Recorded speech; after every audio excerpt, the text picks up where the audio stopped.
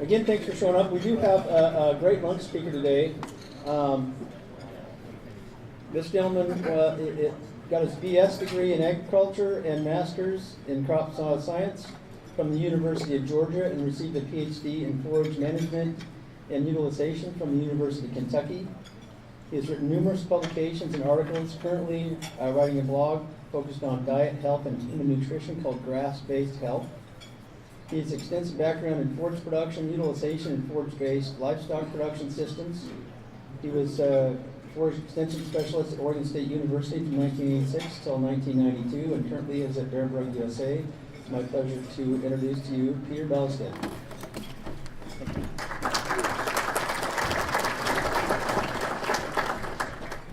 Afternoon, everybody. Oh, you're going to have to do better than that. Let's try it again. There may be participation required, so let's try it again. Good afternoon, everyone. Better. So it is a pleasure to be here. Thank you to the sponsor, BASF, for the lunch. That was a very nice little bit of beef.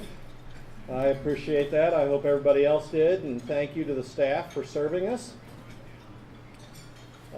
What's up on the screen right now, while we're trying to get everybody up on latest technology, if you have a smartphone equipped with one of those QC scanners, you scan either one of those two, it will download from the cloud a document that contains references and some text covering the topic of my presentation today. And there will be those shown again at the end, so you don't have to take handouts with you when you go home. See, this is new technology. You can teach an old dog some new tricks occasionally. So the title, Dietary Value of Beef, A New Way of Thinking. Well, I looked at that and I had to change it just a little bit and put quotes around new. Because a lot of what I'm going to tell you isn't new. It's stuff that was well known, was well accepted, and was part of common practice prior to about the 1960s and 70s. So we have to go back and relearn it. So my hope today is that I can start a conversation, I can get some people aware of some things that maybe they're not aware of, and you can go chase down the references that I'm sharing with you, or you can call me at Bearbrook and find out some more about this. I don't want you to take my word for it. That's how we've gotten in the trouble that we're in. But I want you to help, I want to help you on your own journey of discovery. Okay? Again, in the 1930s, and this is what's kind of remarkable, poor health was blamed on a lack of meat and dairy products in the diet. That's where we were in the 1930s.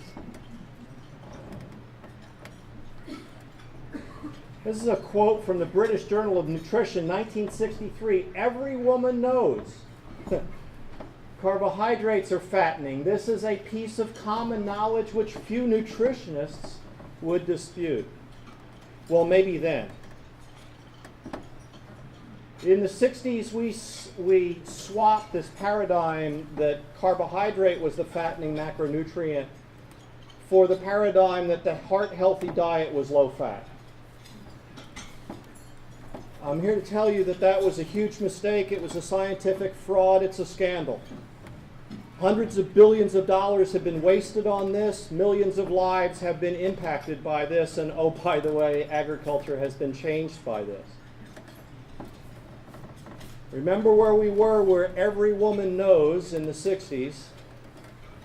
So in the 80s, we had nutrition writers describing obesity as a carbohydrate insufficiency.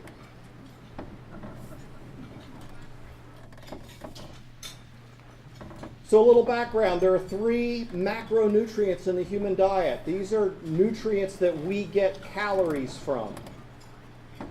You've got fat, you've got protein, you've got carbohydrate. Now protein doesn't vary that much across a range of diets. What varies then is carbohydrate and fat, and they vary inversely with each other. So if I'm going to drive fat down, I'm going to drive carbohydrate up by definition. So for the rest of this talk and from this point forward, understand that if somebody talks about a low-fat diet, what they are also talking about is a high carbohydrate diet by definition. Oh, I'm sorry.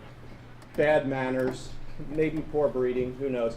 I should have declared here in this room a guilt-free zone. Okay? I don't want anybody to be worried about what they're eating. I want you to all enjoy it. It's a beautiful meal, and it's good company. And one of the worst things that's happened to us is we've gotten all weird about our food, and that's a uniquely American condition, and we need to purge ourselves of that as well, okay? So guilt-free, don't worry, enjoy dessert. Okay, back to the text. So how many people know what this is? Show of hands, this is participatory. Anybody? Okay. It's an auto lancet for taking blood samples, for testing your blood for glucose, and you can also test for blood ketones now, if you have the right test, the right meter. It is estimated that by 2020, 50% of all adult Americans are going to either be diabetic or pre-diabetic. Any meaningful conversation about sustainability in this country that ignores this fact is meaningless. This is what we can't support. This is what's unsustainable. Diabetes is already the 7th leading cause of death in the United States, and you can see what comes with diabetes. Blindness, kidney failure, progressive lower extremity amputation. They'll hack you off in pieces, okay? Direct and indirect costs of $174 billion a year. That's not, well, actually, that was in 2007, I think, for that data. I'm not sure. And depending on the numbers, we may have already achieved this 50% of adult rate. So this is the storm that's coming at us. In the United States, Americans eat less than 60 pounds of beef. That's 2.6 ounces per person per day. Dr. Lacefield mentioned this a little earlier. That's the lowest it's been since 1955. In other words, that's lowest it's been in my lifetime. Sorry, I couldn't resist. Yet we're eating over 90 pounds of sugar per person per year. That's over 3.9 ounces of sugar per person per year, and I'm here to tell you that's a low number. I've seen estimates of caloric sweetener intake that approach 140 pounds. And that's before we get to starch. So, is it a coincidence that we're in the grip of a diabetes epidemic? In some parts of the United States, they refer to it as the diabetes belt. Some researchers are talking about diabesity because diabetes and obesity are so tightly linked. So how could we possibly have gotten this far wrong this quickly? And oh, by the way, isn't this an OSGL? Isn't this the Oregon Seed Growers League conference? What the heck does this have to do with the seed industry? Well, I'm here to say it's got 3 major things to do with you. One is your industry is still related to the forage industry. The official dietary policy of the United States government has, since the late 70s, put out the message that the products of ruminant agriculture, which is forage agriculture, are harmful to human health if you eat too much of it. In other words, eat less. Eat less red meat, eat less full-fat dairy products. So that impacts the forage industry, impacts the seed industry. Second, personal. I'm going to give you some information that may or may not be applicable. I encourage you to check it out. It could have a positive effect on your life, the life of your family members.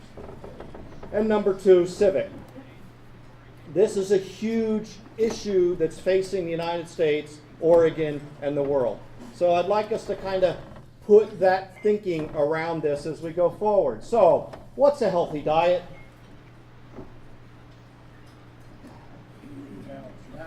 Balanced. Nuts. Any others?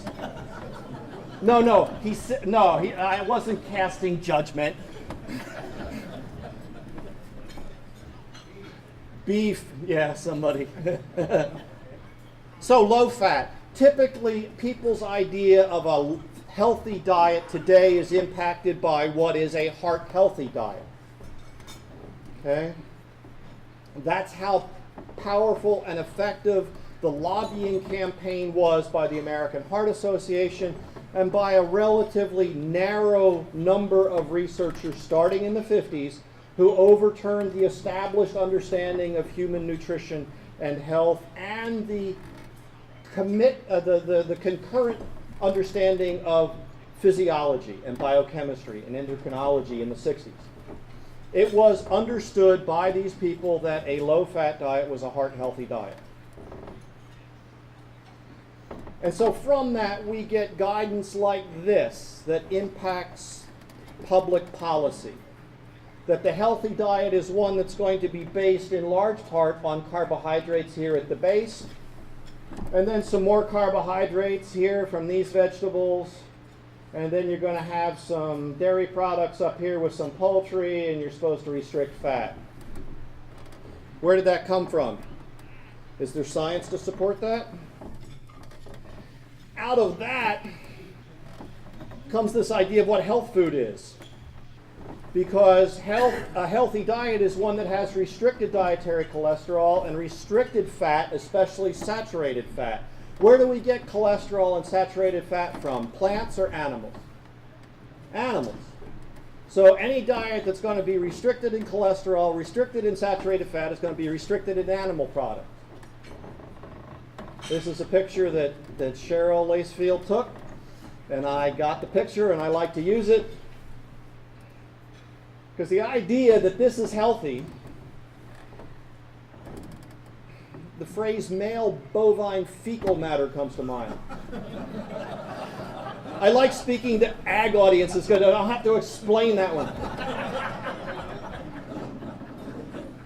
So here you have some more faux food. Texas barbecue primal vegan meatless. Gah! Why would you eat that? Because you think you should. You've been told that that's healthy because it doesn't have cholesterol, it doesn't have saturated fat, and oh yeah, it's gluten-free, so that must be even better. I'm here to tell you meat is medicine. You'll never see the American Heart Association heart check logo on it. But that's a whole nother conversation we could have. So it is in Baron Brug's DNA, if you will. That's a nice play. It's a grass breeding company, after all. They were about making money from grasses way back since 1908 when Mr. Baron Brug wrote this book. But how do you make money from grass? When you convert it into an animal product, like milk or like meat. But now we're selling it into a prejudiced market, aren't we?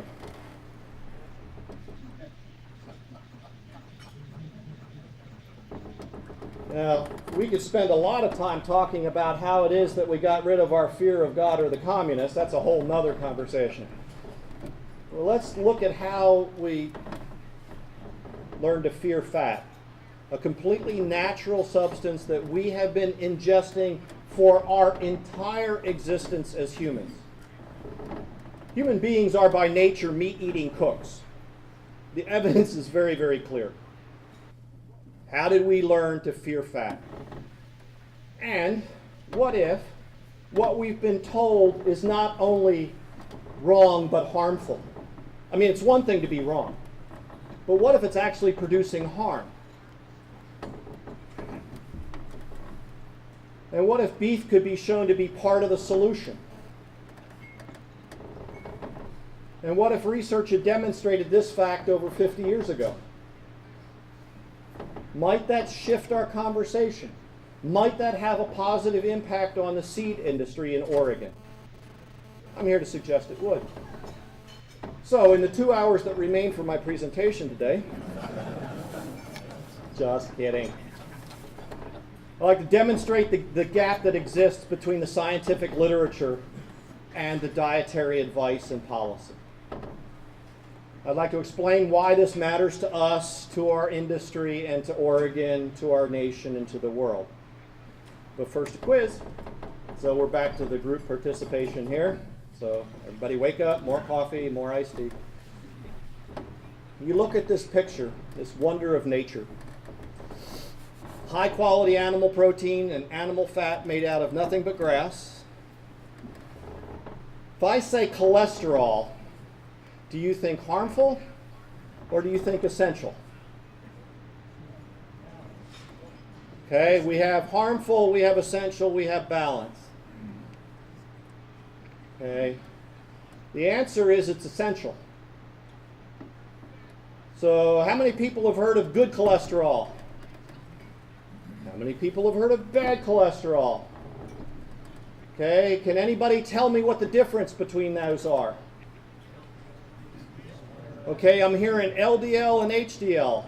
So let's call LDL the so-called bad cholesterol. Let's call HDL the so-called good cholesterol. I repeat my question.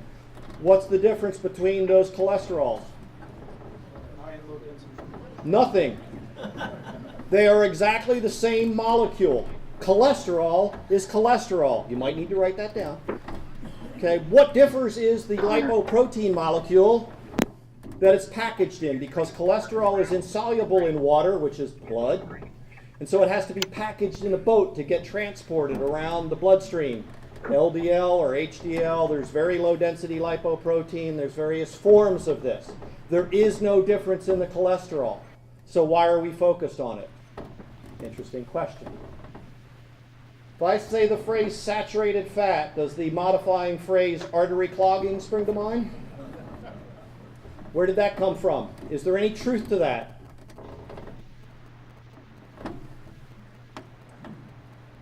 If we put a Basset hound on a treadmill, do you think we'll turn it into a greyhound? I, for one, am a little tired of the constitutionally lean 20-year-olds telling us how to become lean. They won the genetic lottery. They were born on third base. They think they hit a triple. If you're going to be as lean as you're genetically capable of being, that's different than how lean you'd like to be. Right? A little different. You could be a lean Basset, but you're never going to be a greyhound. Sorry, biology ain't fair. Okay. So, do you really believe you are what you eat? So for any non-ag people here or people who haven't had anything to do with animals, that's not grasped. We are what our bodies do with what we eat, and there's a significant difference between those two phrases. If you see a heavy person, do you think lazy glutton, or do you think perturbed metabolism? If you subscribe to the official dietary policy and the public health policy of this country, if you subscribe to the health advice we're given ad nauseum, you believe the former. You may not be so cold as to think that, but what you're saying is people are overweight or obese because they overeat or they don't exercise enough. What you need to know is there's no scientific background for that. What is obesity? It's an excess in fat accumulation. What regulates fat accumulation ought to be the question. And unfortunately, we've known that since the 60s, but we haven't been allowed to have that inform our dietary policy.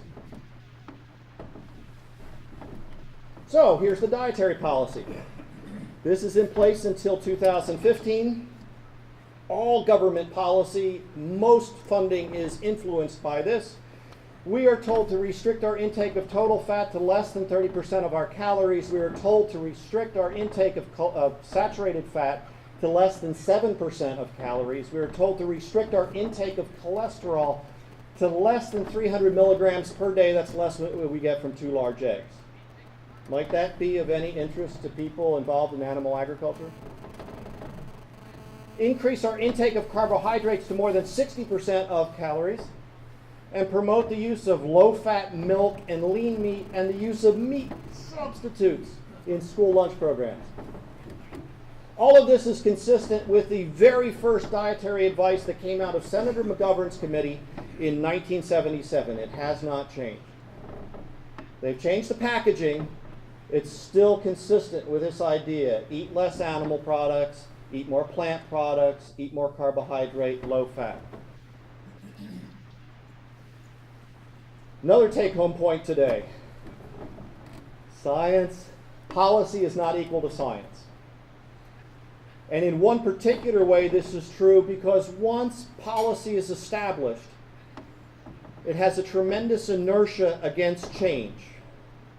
Science, on the other hand, when it's functioning properly, ought to constantly be challenging itself and asking itself the question, are we right? And form studies and do tests and get the answer, were we right or not? If we weren't right, change the question, form a new hypothesis. But policy, once it's set, now you've got people whose livelihoods depend on it. You have bureaucracies involved. You have all kinds of things that are going to resist change. So understand that policy is not equal to science. Yeah, but what do I know? I'm just a forage agronomist. And it is true, I'm not that kind of doctor, and I didn't stay at a Holiday Inn Express last night. I want absolutely no one to change their medications based on anything you hear come out of the hole in my face today. I am not a registered dietitian. In some states, that would preclude me from giving dietary advice, even my own experience. Even if I had a Ph.D. in nutrition. Oh, that's right, I do have a Ph.D. in ruminant nutrition. Okay, never mind. Again, I'm just trying to make you aware of some information because, after all, we all have the responsibility for the care and feeding of at least one human being. Okay? But University of Kentucky did give me a degree, and they did make sure that I could read before that happened. And in the dietary guidelines themselves, there's this one statement that I find quite remarkable. The food patterns recommended in the dietary guidelines have not been specifically tested for health benefits. Isn't that a remarkable statement in a document that lays out dietary guidelines that we're supposed to follow based upon improving our health or maintaining our health? They don't know if this will work. At the time they were first formulated in the late 70s, eminent scientists went to them and said, please don't do this. We have reason to suspect you'll cause harm. They were not listened to because, of course, they were doing work associated with you evil agriculturalists. So what could they possibly know? So, some more true-false. Let's just test the knowledge in the room. Okay? Ready? True-false. Dietary cholesterol has no meaningful effect on total cholesterol levels in your blood. True or false? True. That's true. And it's not recent. We knew it in 1937. Low-density lipoprotein, LDL cholesterol, is a marginal risk factor for coronary heart disease. True or false? Depends. That's a nice way to just cut right down the middle, though. That's a true statement. Again, these references are available in the documents that I've shared with you. Higher total cholesterol is in fact associated with greater longevity for women and seniors. Higher your cholesterol, the longer you'll live is the translation for women and seniors. That's true. So ladies, if you're on a statin, blood cholesterol lowering medication, I beg of you to get the research and read the research. And lower total cholesterols are associated with greater cancer mortality. That's true. And we've known that for as long as they've run studies trying to show that a diet could lower coronary heart disease risk. Because they've been able to impact cholesterol level by diet, but they were never able to affect total mortality. They might move coronary mortality down slightly, but cancer mortality compensated. So there was never any difference. Saturated fat does not cause heart disease. True or false? Down. It's true. This might be time to apply some trend analysis and prediction here. Saturated fat and total fat consumption is in fact positively associated with longevity. That's true. A low-fat diet will in fact increase your risk of cardiovascular disease. It's true. High-fat diets produce greater weight loss, better blood glucose control, and reduce cardiovascular disease risks. It's true. Anybody see tension between these research, these referee journal articles that I've cited after each one of those and the official dietary policy? Anyone? Anyone? Bueller? So what's the heart-healthy portion of this meal? Yeah, you know, this is probably not too bad. Put some butter on it, even better. But we've been taught to consider saturated fat and animal fat as if they're synonymous terms, right? They mean the same, no, they don't mean the same thing. If you go look up beef tallow, you'll find that it's a mixture of saturated fatty acids. 50% of them are saturated, but a third of those approximately are stearic fatty acid. That gets metabolized in the body to oleic acid. Oleic acid is the principal monounsaturated fatty acid in olive oil. Stop it. Mediterranean diet, anyone? 42% is already monounsaturated fatty acid. 90-some% of that is already oleic fatty acid. Remember the Mediterranean diet? And then 4% is polyunsaturated fatty acid. If you run the numbers, what you find is that eating beef tallow would improve your blood lipid profile. And lard would be even better. So long as carbohydrate was restricted. Now, this is news to you. You may or may not be comforted by the fact that our physicians aren't terribly well informed on nutritional information. So there was a study done to survey physicians and what they knew about this topic. 93% did not know that a low-fat diet in general would increase your blood triglycerides. 75% did not know that a low-fat diet would decrease your HDL cholesterol. 50% thought that a low-fat diet would not change HDL cholesterol. And 50% did not know that carbohydrate was the diet component most likely to raise triglycerides. Now, brief refresher. Lowering your HDL cholesterol, raising your triglycerides are two significant signs of increased cardiovascular disease risk. And in these ways, a low-fat diet will significantly increase your cardiovascular disease risk. We're told to eat 60% of our calories from carbohydrate. There is no such thing as an essential carbohydrate in the human diet. Okay? Anybody who tells you you have to have 120 grams of carbohydrate a day has confused what we need for our bodies to function with what we must ingest. In other words, they've confused endogenous production with exogenous source. Our bodies can make what we need between ketones and between glucose formation from protein and fat. Back in 1977, this quote was given to Mr. McGovern. It's been impossible to demonstrate that within our population, those who have heart attacks eat different foods from those who do not. It didn't matter. They knew what they wanted it to say, and they ignored the evidence, and they came up with something that was informed by the political, sociological zeitgeist of the time. Today, there's no effect of any dietary fat intervention compared usual or controlled diet in these. Have you heard about this? Isn't that interesting?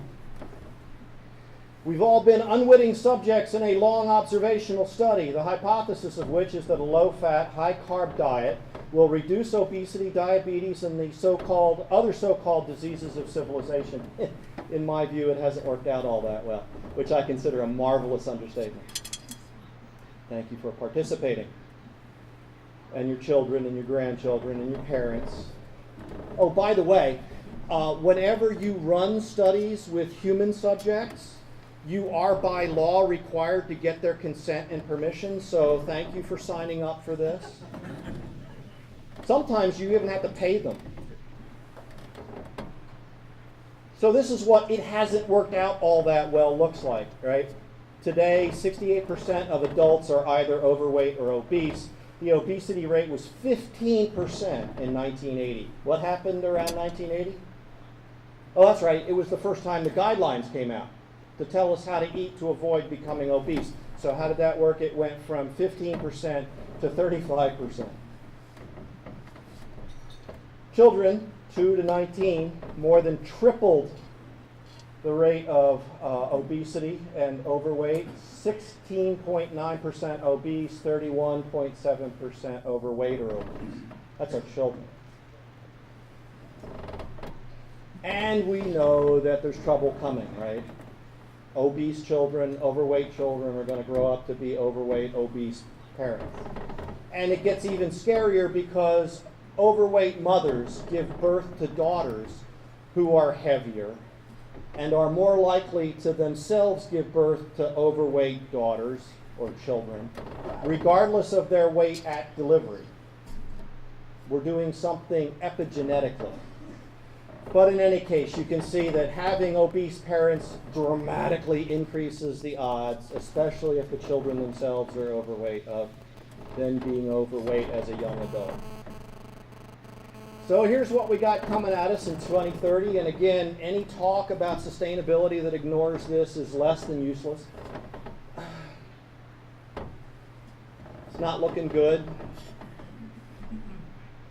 What we've been doing hasn't worked, and the best advice is just do it again harder. That's defined as insanity. And oh, by the way, we have all this abundant evidence that says if we eat diets that are restricted in carbohydrate, therefore higher in animal fat and animal protein, we will reverse all these trends. And we've had this kind of information for a very, very, very long time. Going back over 150 years, we have evidence of traditional peoples eating traditional diets in a remote part of the world who do not have diseases, that physicians who were sent out from Europe or North America were well trained to recognize. These physicians get there. It used to be you could get a paper published in the Journal of American Medical Association for being the first diagnosis of cancer in an Inuit. Because up till then, it was so rare that they were wondering what it was genetically in the Inuit that made them resistant to cancer. There used to be papers in the literature that wondered what made the Africans immune to hypertension in Africa. You know, at the time, hypertension was rampant already in the African American population, only a few generations removed, and today there's no longer that question because hypertension is now a big problem in Africa as well.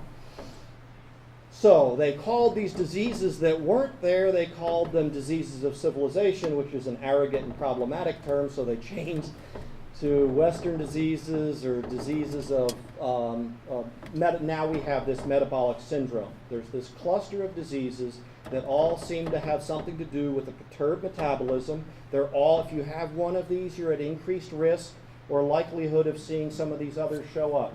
And here's one grouping of these. Try to remember some of these. We'll see them again here real soon. We've got insulin resistance, type 2 diabetes, fatty liver disease, atherosclerosis, hypertension, stroke, cancer, asthma, sleep apnea, osteoarthritis, neurodegeneration, including Alzheimer's, which some are now referring to as type 3 diabetes, gallbladder disease. This is one section or a list. You can find some more. They're related. Having them increases your risk of premature death. Traditional wisdom says that obesity is what causes or increases your risk of all these diseases. But people who are active in the field say maybe obesity itself is a metabolic disease. And whatever it is that produces obesity then plays a role in these others. And you can start to find papers like this in the literature that say if you have some condition you put the patient on a restricted carbohydrate diet and that condition improves, maybe that belongs in the metabolic disease cluster. And you find other exciting papers like this one that talk about the connection between obesity and cancer. Elevated insulin, insulin-like growth hormone. People who are type 2 diabetic, who are obese, are at increased risk of cancer. There are people who are talking about obesity being the second leading cause of cancer after smoking. Here's the president and CEO of Memorial Sloan Kettering Cancer Center. He gave this talk in which he says overeating fat does not increase your cancer rate. Of course, you heard about this, right? Overeating carbohydrates dramatically increases your cancer rate. This is his quote. Overeating protein puts you halfway in between. And then he goes on with this. He says that's why we're going to have a huge debate about these carbohydrate-based diets. Remember, a low-fat diet is what? High carbohydrate diet. What's heartbreaking here is he still buys into the paradigm that a low-fat diet is a heart-healthy diet, because later in the question and answer session he says, this is why it's going to be important for you to know what your family history is. And if you have a family history of heart disease, then you're going to have to eat a low-fat diet, which is a high-carbohydrate diet, which he understands will increase his risk of cancer, your risk of cancer, because he believes that's heart-healthy. Imagine his paradigm switch when he comes to understand that eating that low-fat, therefore high-carbohydrate diet, in fact, increases the coronary vascular disease risk. Here's a list of the leading causes of death in the United States. This is from 2011. So let's look at those diseases that showed up on the previous list of metabolic diseases. Oh, that's interesting. So you want to have a talk about health care? You want to have a talk about health insurance? You want to have a talk about improving the health of Oh, by the way, let us please get away from thinking that health insurance and health care and health are synonymous terms. There is no data to suggest that having greater access to health care produces health. What produces health is improved nutrition. And we can't improve in nutrition if we're still stuck in this paradigm. And oh, by the way, if these were listed, medical error kills 200,000 Americans every year, and preventable hospital contracted infections kills 100,000 a year. So we're going to do what to improve health? Never mind, sorry. But I digest, as a friend said. So here's my personal experience. I know that the plural of anecdote is not data, but let me just share with you my experience, because my experience aligns with many, many other people it's been my good fortune to meet. This is what I looked like in 2007, almost 8 years ago now. No, do the math, Pete. Almost 6 years ago now. I can do the math, that's great. That must be my Georgia training coming out. Which would make me safe from both of those gentlemen. So this is one of my moments of clarity, right? You take the picture, you set the camera up on the tripod, you hit the timer, you run, get back in, and then you look at the picture and you wonder what's wrong with the camera. Here's a trick. Next time you're putting your picture in a publicity thing, stretch it vertically 10%, leave the horizontal the same, look much better. So I was a 51-year-old, obese, pre-diabetic, balding. And so today, I'm just balding. It's not a miracle. But I got this way without exercise, without medication, and eating a diet that, that 2.6 or whatever ounces per meal or per day of beef, that's not like a meal for me. That's not a protein source, serving for me. So what effect would that have on ruminant agriculture? What effect would that have on the seed industry? I just asked you. So, if any of these describe you or someone you love, do you have abdominal obesity, a waist circumference over 40 inches in men and over 35 inches in women? Sorry, sisters, biology is not fair. Serum triglycerides of 150 milligrams per deciliter or greater. An HDL cholesterol of 40 milligrams per deciliter or lower in men, 50 milligrams per deciliter or lower in women. Again, I apologize, sisters. If you have a blood pressure of 130 over 85 or more, if you have a fasting blood glucose of 110 milligrams per deciliter or more, some actually say 100. If you have 3 out of 5, you qualify per this source as having metabolic syndrome.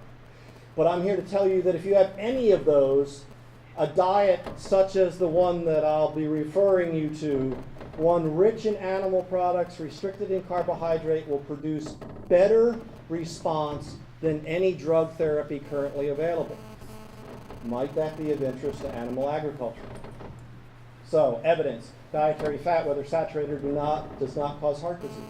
Carbohydrates do because of their effect on the hormone insulin. Refined carbohydrates, starches, and sugars are the most likely dietary causes of cancer, Alzheimer's disease, and the other common chronic diseases of modern times. There's no meaningful association between meat consumption and cancer. So what could this mean to animal agriculture if the American public got the idea that this is health food? Anybody here remember oat bran? There was nothing there. Seriously. And if we got the American public to understand that this is diet food, rather than some luxury good, because you know how we are about diet food, right? Ka-ching. We really need to have a conversation in this country about health food. And if it come down to a contest between tofu and T-bone, what do you think wins? Nobody eats tofu for the taste.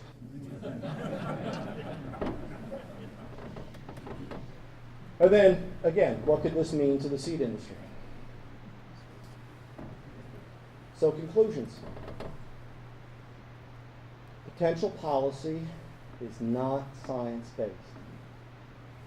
It's deeply flawed, and it's plausibly responsible for the chronic disease epidemic we're experiencing and will experience for the next few years. Existing data shows that beef will be part of the solution. More research needs to be done, but we've got so much work to do just to get past all the nonsense that from this flawed discipline has infected all our other disciplines. If you want to get a sense of this, go look for referee journal articles that talk about the health benefits of grass-fed beef, and I rest my case. You'll see statements about how saturated fat is associated with heart disease and cholesterol, all this stuff, and it's not true. Sorry? Okay. So, next steps. Become educated. Here's a book I recommend highly. Why We Get Fat, What to Do About It. The man's name is Gary Taubes. You can Google his name and find talks he's given. He has a website. Please become educated. Gain experience if necessary. If the shoe pinched at that list of metabolic disease symptoms, then here's what I followed. But there are many. This is just one of, restricted carbohydrate diets go back to the 1860s. So if they want to talk to you about a fad diet, the low-fat diet is a fad diet. The accepted diet at the time was restricted carbohydrate. But again, you can't have a restricted carbohydrate diet paradigm at the same time as you have a low-fat is heart-healthy paradigm. Because a low-fat diet is what? High carbohydrate. Okay, challenge the narrative. We're on school boards, we're in churches, we're at family gatherings, we go to potlucks, whatever. If you hear people spout the nonsense, it's spreading the male bovine fecal matter about how red meat is dangerous and whatever. If you feel equipped, having learned a little bit, ask them, could you please show me a primary research paper that supports your position? And a primary paper is one that actually reports results. And it's not a nutritional epidemiology survey. It's an actual study. And we can help. We're happy to help people gather the information if you feel called to do that. I think this is one of the roles that the church ought to take on, because the church looks an awful lot like the rest of society. And if the church could take this on, and oh, by the way, help some of the poor members of our communities get access to some of the food that they need rather than what's subsidized, and we could produce a dramatic transformation in their physical appearance and their health, you know that that's got spiritual implications. People can see that. But again, I digest. So, find your position of influence. I've been fortunate enough to land at Barenbrug as the Forage product manager. They support me talking about this. I welcome the opportunity. I welcome the opportunity to help other people learn. And if you could find places of influence in your own walks, then I'd be happy to help you do that as well. So at that point, I think I've done enough for now. And I'll open it up to questions, but I'll put those back up in case anybody wants to scan them. And if that didn't